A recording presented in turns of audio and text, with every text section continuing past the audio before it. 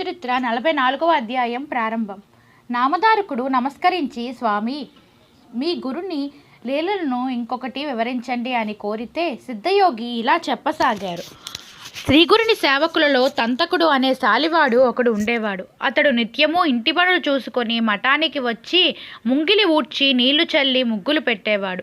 అటు తరువాత అతడు శ్రీగురునికి దూరం నుండే సాష్టాంగ నమస్కారం చేసుకొని వెళుతూ ఉండేవాడు. ఒక సంవత్సరం శివరాత్రికని అతడి బంధువులందరూ శ్రీశైలం వెళుతూ అతన్ని కూడా రమ్మన్నారు. అతడు, ఓరి వెర్రివాళ్ళారా, శ్రీశైలం ఎక్కడో ఉన్నదనుకొని కాళ్ళీడ్చుకుంటూ అంత దూరం పోవడం ఎందుకు? శ్రీగురుని మఠానికి మించిన శ్రీశైలం వేరే ఎక్కడైనా ఉన్నదా? శ్రీగురుడు కాకుండా వేరొక మల్లికార్జునుడు ఉన్నాడా ఏమి?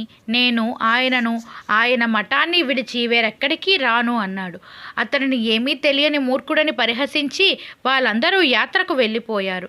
అతడు వాళ్ళందరినీ సాగనంపి గురుసేవ చేయటానికి మఠానికి చేరుకున్నాడు. స్వామి అతడిని పలకరించి, నాయన, మీ వాళ్ళందరూ శ్రీశైలం యాత్రకు పోతుంటే నీవొక్కడివే వెళ్లకుండా ఉండిపోయావేమి అని అడిగారు. తంతకుడు చేతులు కట్టుకొని, మహాత్మా, మా వాళ్ళందరూ మూర్ఖత్వం వలన ఆ క్షేత్రంలో ఉన్న ఒక రాయిని చూడడానికి వెళ్ళారు. కానీ మీ పాదాలలో లేని క్షేత్రం ఏమున్నది అని చెప్పి నమస్కరించి తన నిత్య సేవకు ఉపక్రమించాడు. తరువాత శివరాత్రి వచ్చింది. తంతకుడు ఆనాడు ఉపవాసం ఉండతలిచి మధ్యాహ్నం సంగమానికి వెళ్ళి స్నానం చేశాడు. తరువాత అక్కడ అనుష్ఠానానికి వచ్చి ఉన్న శ్రీగురుని నమస్కరించి ఒక పక్కగా ఆయన వద్ద కూర్చున్నారు. కొద్దిసేపటికి స్వామికి ఆయనపై దయ కలిగి, ఏమిరా, మీ ఇంట్లో అందరూ మల్లికార్జున స్వామి దర్శనానికి శ్రీశైలం వెళ్ళటం వలన ఇంట్లో పాపం నువ్వొక్కడివే ఉన్నావు కాబోలు. నీ విధి వరకు ఎప్పుడైనా శ్రీశైలం దర్శించావా లేదా అన్నాడు. తంతకుడు, స్వామి, ఏలిన వారి పాదాలు తప్ప నేనింకేమీ ఎరుగను. తీర్థయాత్రలన్నీ నాకు మీ పాదసేవలోనే ఉన్నాయి అని దృఢమైన విశ్వాసంతో బదులు చెప్పాడు. ఈరోజు అక్కడ బ్రహ్మాండమైన ఉత్సవం జరుగుతున్నది. నీవెప్పుడూ చూడలేదు కదా, నీవు కూడా వెళ్తే బాగుండేది అన్నాడు శ్రీగురుడు. అతడు, స్వామి, నాకు దాని మీద అంత ప్రీతి లేదు. అయినా మీరు అంతగా చెబుతున్నారు కనుక ఎప్పుడైనా మీరు చూపిస్తే చూడాలని ఉన్నది అన్నారు. శ్రీగురుడు అతని మనోనిశ్చయానికి అబ్బురపడి అతడిని ప్రేమగా దగ్గరకు పిలిచి, నీవే మా నిజమైన భక్తుడవు కనుక నీకిప్పుడే శ్రీశైల దర్శనం లభిస్తుంది. నీవు ఈ పాదుకలు గట్టిగా పట్టుకొని కన్నులు మూసుకో అని ఆదేశించారు. అతడు చిత్తం అని అలాగే చేశారు. అప్పుడు శ్రీగురుడు అతన్ని క్షణకాలంలో శ్రీశైలంలోని పాతాళగంగ ఒడ్డుకు చేర్చి అతన్ని కన్నులు తెరవమని చెప్పారు. అతడికి ఆ క్షణకాలం నిద్ర తూగినట్లయింది. అతడు కళ్ళు తెరిచి చుట్టూ చూసి మొదట భయపడ్డాడు. శ్రీగురుడు నవ్వుతూ, భయపడతావెందుకు? ఇదే శ్రీశైలం. నీవు వెంటనే క్షౌరము, స్నానము మొదలైనవి పూర్తి చేసుకొని శ్రీ మల్లికార్జున స్వామిని దర్శించుకుని రాపో అని హెచ్చరించారు. తంతకుడు శ్రీగురుని నమస్కరించి ఆయన చెప్పినవన్నీ పూర్తి చేసుకొని మల్లికార్జునుడి దర్శనానికి వెళుతూ ఉండగా దారిలో ఒక చోట అతని బంధువులు ఎదురయ్యారు. వాళ్ళు అతన్ని చూసి ఆశ్చర్యపడి, ఏమయ్యా, నీకు ఆ స్వామి సేవ తప్ప మరే యాత్రలో అక్కర్లేదన్న వాడివి మళ్ళీ మా వెనకాలే ఈ క్షేత్రానికి వచ్చావేమి అని ఎగతాళి చేశారు. వారిలో తంతకుడు, నేను నిజం చెబుతున్నాను. ఇంతకు కొద్ది ముందే సంగమంలో స్నానం చేశాను. కానీ శ్రీగురుడు ఇంతలో నన్ను ఇక్కడికి తీసుకువచ్చారు. అంతేకాని నాకేమీ తెలియదు అన్నాడు. కానీ అతని మాటలు ఎవరూ నమ్మలేదు. వీడు మనకు కనిపించకుండా మన వెనుకనే వచ్చి ఉండాలి అనుకున్నారు. తంతకుడు అదేమీ పట్టించుకోక గంధము, పువ్వులు, అక్షతలు, బిల్వదళాలు తీసుకొని లింగార్జనకు వెళ్ళాడు. కానీ అక్కడ అతనికి మల్లికార్జున లింగానికి బదులు ఆ స్థానంలో శ్రీగురుడు దర్శనమిచ్చారు. అచటి భక్తులు అర్పిస్తున్న పూజలన్నీ ఆయనకే చెందుతున్నట్లు అతనికి దర్శనమైంది. అతడు మొదట ఒక క్షణకాలం ఆశ్చర్యచికుతుడయ్యాడు. కానీ మరలా అంతలో తెలివి తెచ్చుకొని శ్రీగురుడు సాక్షాత్తు శంకరుడే కదా అని సమాధానపడ్డాడు. తర్వాత మల్లికార్జునికి పూజ చేసుకొని పొంగి పొర్లుతున్న సంతోషంతో పాతాళగంగ వద్దకు చేరాడు. శ్రీగురుడు అక్కడ యథాపూర్వమే కనిపించి, నీవింకా కొంతసేపు ఇక్కడ ఉండి మీ వాళ్ళతో కలిసి వస్తావా లేక మాతో వస్తావా అని అడిగారు. తంతకుడు, మహాత్మా, నేడొక గొప్ప విచిత్రం చూసి వచ్చాను. లింగార్చన గడి దేవాలయానికి వెళ్ళినప్పుడు నాకు అక్కడ శివలింగంలో మీరే ఉండి అందరూ పూజ చేసే పూజలన్నీ అందుకుంటున్నట్లు దర్శనమైంది. తల కింద కొండను కుంచుకొని గులకరాల కోసం చుట్టూ గాలించే వారిలా దగ్గర నన్ను మిమ్మల్ని విడిచి వీళ్ళంతా ఇంత దూరం ఎందుకు వస్తున్నారో నాకు తెలియటం లేదు. మీరు మానవాకృతిలో అవతరించిన పరమేశ్వరులు అయినప్పటికీ నివురుగప్పిన నిప్పులా మీ మహిమ అందరికీ గోచరించటం లేదు. అది తెలిసాక మిమ్మల్ని విడిచి నేను చేసేది ఏమున్నది?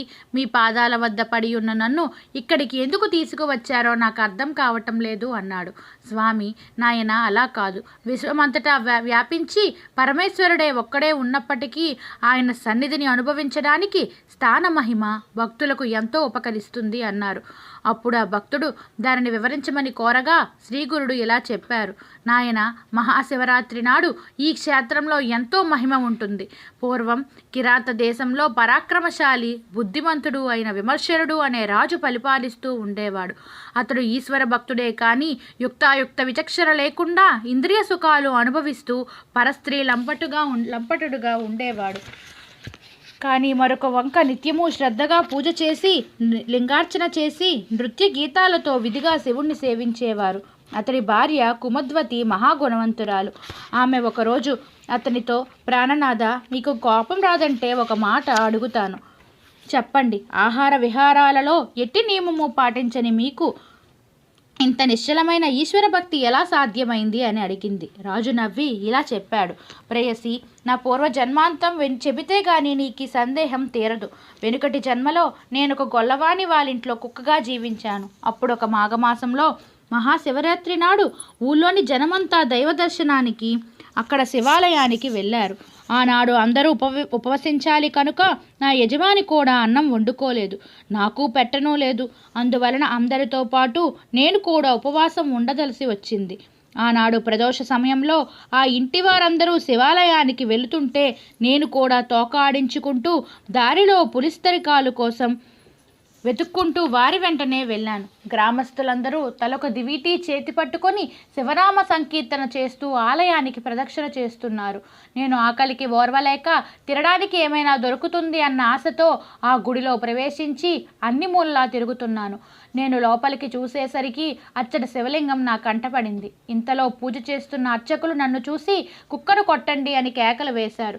నేను పారిపోవాలని చూశాను, కానీ సింహద్వారం దగ్గర సందు లేకుండా జనం మూగడంతో నాకు దారి చిక్కు దొరకలేదు. కొందరు కర్రలు చేత పట్టుకొని తరుముతుంటే నేను వారి బారి నుండి తప్పించుకోవాలని 3 సార్లు ఆలయం చుట్టూ పరిగెత్తాను. చివరకు అచ్చట జనం నన్ను బలంగా బాధడంతో నేను ద్వారం వద్ద పడిపోయి ప్రాణం విడిచాను. ఈ రీతిన నేను తెలియకనే ఉపవాసం ఉండి శివపూజ దర్శించి ప్రదక్షిణలు చేసి పుణ్యము ఆర్జించాను.